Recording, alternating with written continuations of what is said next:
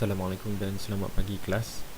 Dalam video ini kita akan lakukan satu lagi penyediaan report, iaitu kita ingin menunjukkan account receivable subsidiary summary.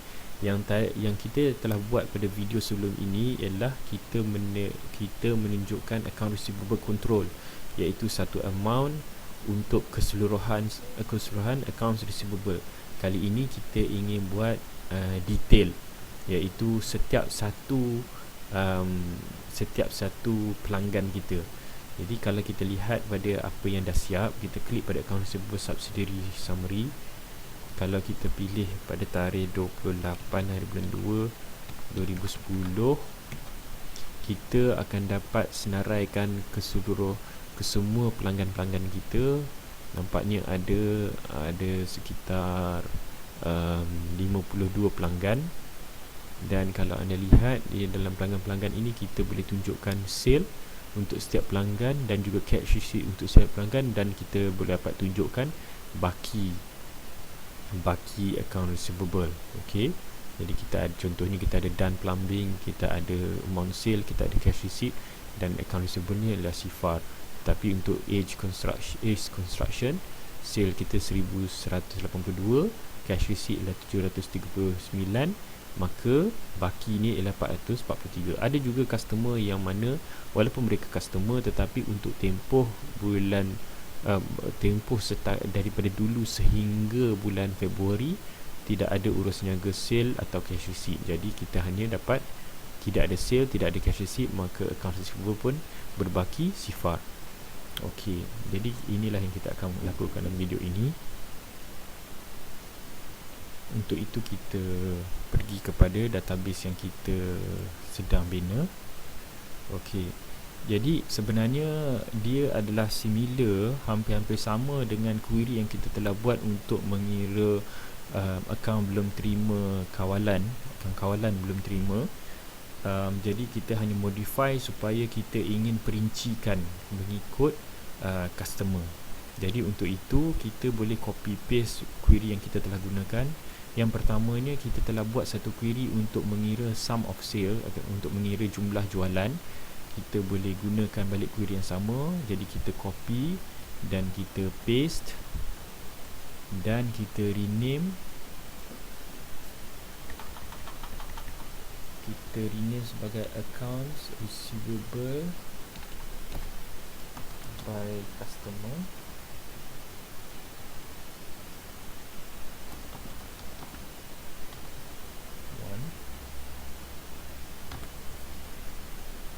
Okey, dan iaitu yang ini AR by, iaitu accounts receivable by customer, sebab kita hendak buat query ini mengikut customer. Jadi kita pergi pada design view. Okey, dan di dalam design view ini, oleh kerana kita ingin senaraikan mengikut customer, maka kita pun drag customer ID ke ruangan yang pertama ini. Okey, dan sekarang dia menunjuk di dalam customer ID ni, dia total ni dia group by. Jadi dia akan mengumpulkan kesemua jualan bagi setiap customer. Okey,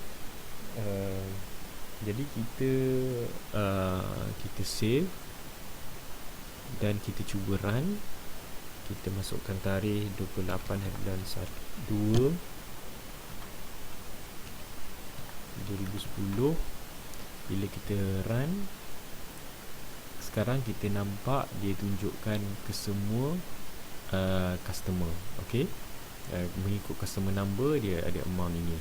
Okey, kalau sebelum ni dia hanya ada satu amount, tetapi kali ini dia ada amount untuk kesemua customer.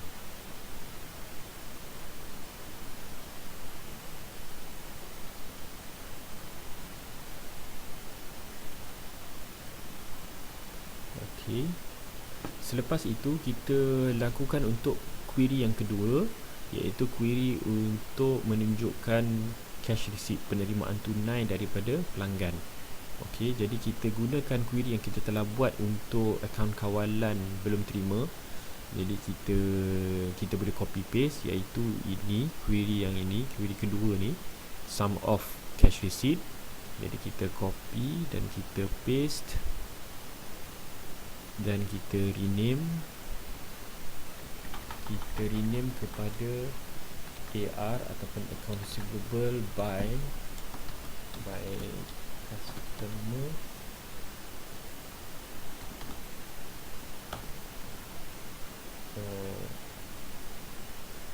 dua, iaitu sum of cash receipt query. Okay, kita klik OK. Okay, jadi sekarang kita ada ini, iaitu AR by customer 2.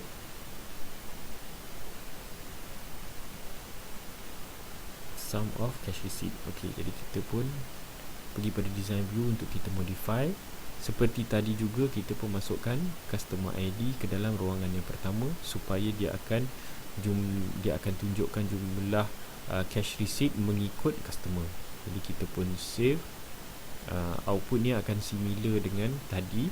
Jadi kita tak perlu demonstrate, kita tak perlu run di situ untuk demonstrate.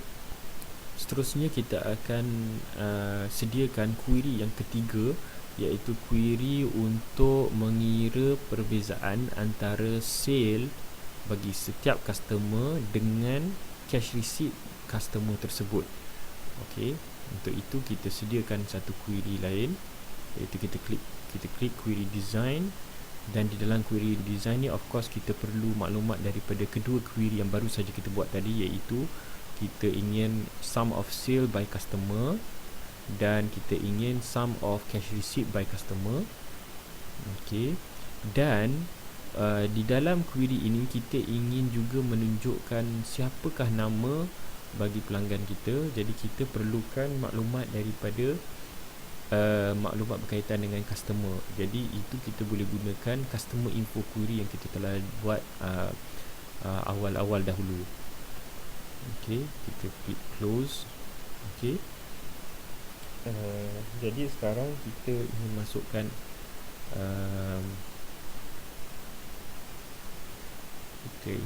customer ID. Kita ingin tunjukkan customer ID dan customer name. Jadi kita drag di sini. Kemudian kita ingin memasukkan jumlah jualan. Jadi kita bawa di sini jumlah jualan bagi setiap customer, dan kita ingin tunjukkan jumlah penerimaan tunai dari setiap customer. Jadi kita bawa di sini. Kita save dahulu. Ini sebagai accounts receivable by customer 3, accounts receivable query. Okey, selepas itu kita akan buat calculationnya. Kita akan kira sale tolak cash receipt. Jadi kita klik di ruangan yang kosong dan kita klik builder untuk kita buat calculation. Jadi di sini kita namakan field ini sebagai accounts receivable.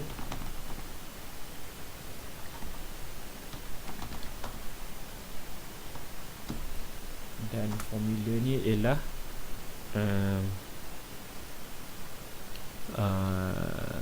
kita gunakan NZ sebab tak semestinya setiap customer ada semua customer ada jualan. Jadi tetapi kita ingin juga ambil maklumatnya. Jadi kita gunakan NZ null to zero. Kita ambil sales amount dan dia akan dikonvert kepada sifar sekiranya tidak ada apa-apa urus niaga. Jadi kita letak sifar dan ini akan ditolak dengan NZ juga untuk cash receipt, dan dia akan ditukar kepada sifar sekiranya tidak ada data berkenaan dengan cash receipt.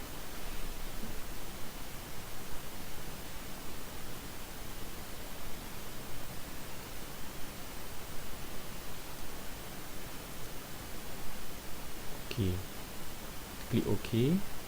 Selepas itu kita pergi pada property sheet dan kita pilih di sini.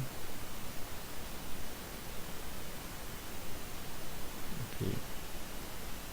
Mungkin ada sesuatu yang tak kena dalam formula.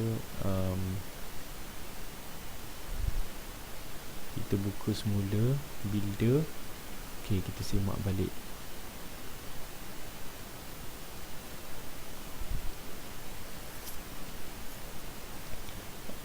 Accounts receivable adalah NZ dalam golongan sale, sum of sale amount.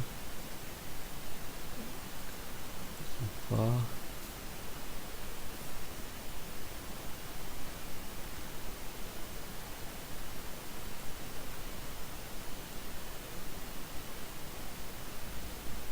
Okay, kita cuba.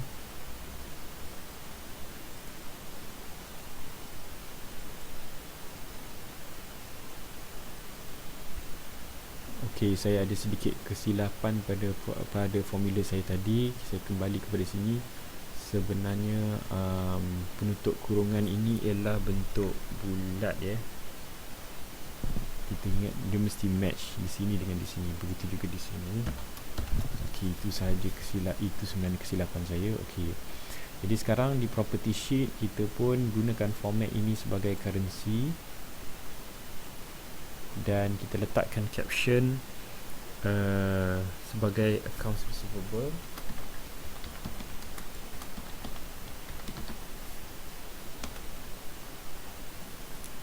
Kita pun save.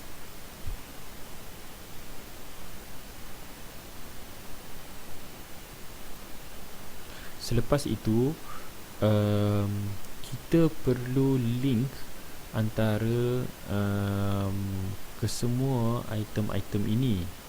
Okey, kita perlu link antara sale daripada customer dengan cash receipt daripada customer, kerana kita ingin tolak urus niaga mengikut customer. Jadi sekarang ni dia tidak ada link antara sum of sale dengan sum of cash receipt. Okey, untuk itu kita ambil daripada customer info query ni, customer ID,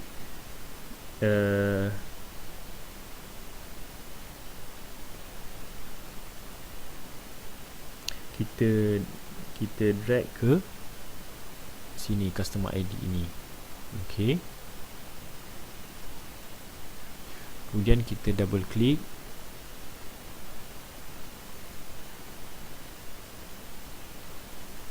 Okey, bila kita double click, dia akan ada join properties. Kita pilih yang kedua, include all records from customer info query and only those records. Ini untuk menunjukkan bahawa di dalam query nanti kita akan senaraikan ke semua customer, tidak kira sama ada record customer tersebut dalam sales ada atau tidak ada, iaitu include all records from customer info query and only those records from where the joint fields are equal. Okay. Okay, selepas itu kita klik OK. Kita akan buat perkara yang sama juga dengan antara customer info query dengan customer ID, dengan sum of credit, sum of cash receipt maksud saya. Okay, kita double click dan kita pilih nombor 2. Okay, kita klik OK. Selepas itu kita save dan kita cuba run. Kita masukkan 28 hari bulan 2 2010. Kita klik OK. Jadi anda dapati sekarang dia akan senaraikan ke semua pelanggan-pelanggan dan amount sale dan amount cash receipt dan juga balance.